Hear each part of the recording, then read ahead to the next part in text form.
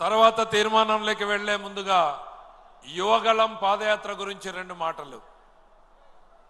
నడవలేడన్నారు, నడక మొదలు పెడితే నడవనివ్వమన్నారు. సభలు పెడతామంటే వేదిక లేకుండా చేశారు.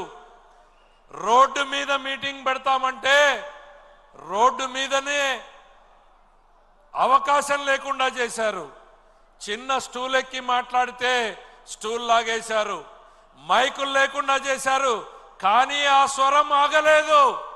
ఇందాక పెమ్మసాని గారు చెప్పినట్టు తరం మారింది, స్వరం మారింది.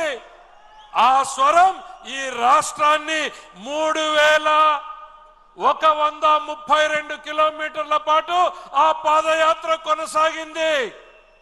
226 రోజుల పాటు పాత 11 జిల్లాలను స్పృశిస్తూ 97 శాసనసభ నియోజకవర్గాలను పలకరిస్తూ 322 గ్రామాల మధ్యలో 2094 గ్రామాల మధ్యలో 1,50,00,000 మంది గుండె తలుపుల్ని తడుతూ బడుగులు, బలహీనులు, పేదలు, యువకులు, మహిళలు, రైతులు వాళ్ళ కష్టాలను, కన్నీళ్లను తెలుసుకుంటూ నేనున్నాను, ఈ తెలుగుదేశం పార్టీ మీకు అండగా ఉంది, చంద్రబాబు గారి నాయకత్వంలో మీ కష్టాలను తీర్చడానికి మేము పని చేస్తాం, నేను మీ సైనికుడిగా పని చేస్తాను అంటూ ఈ రాష్ట్రానికి ఒక నమ్మకాన్ని కల్పించి నిరంకుశ పాలన మీద తొలి తిరుగుబాటు పాదయాత్ర చేసినటువంటి తెలుగు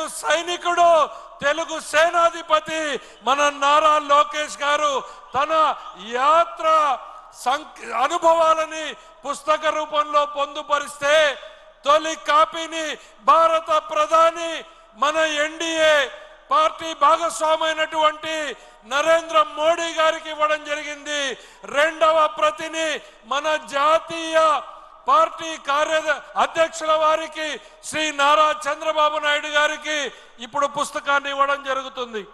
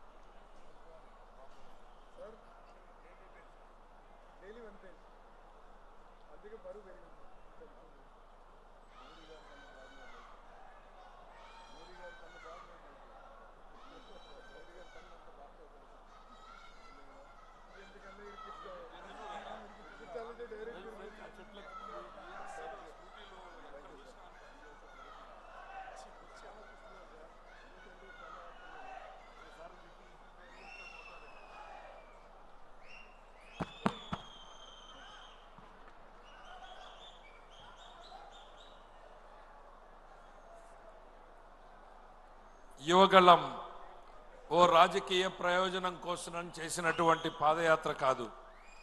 ప్రజల కష్టాలను, ప్రజల కన్నీళ్లను వాళ్లకు బాసటగా నిలవడానికి ప్రభుత్వ విధానాలను యువగళం అనుభవాలతోటి అనుసంధానం చేస్తూ సరైనటువంటి మార్పులను ప్రభుత్వంలో కొనసాగించడానికి ఉపయోగపడేటువంటి కార్యక్రమం. అందుకే సంవత్సర కాలం తర్వాత కూడా పార్టీలో యువగళం అనేటువంటి నినాదంగానే కాదు, అదొక విధానంగానే కొనసాగుతుంది అని ఇవాళ 6 శాసనాల్లో అది కూడా ప్రధానమైనటువంటిది అనేటువంటి తెలియజేసుకుంటూ తర్వాత సభా కార్యక్రమంలో ముందుకు పోవడం జరుగుతుంది. మరొకసారి గుర్తు చేస్తా ఉన్నా, వర్కింగ్ లంచ్ ఉంది, భోజనాలు నడుస్తా ఉన్నాయి, సభా కార్యక్రమం కొనసాగు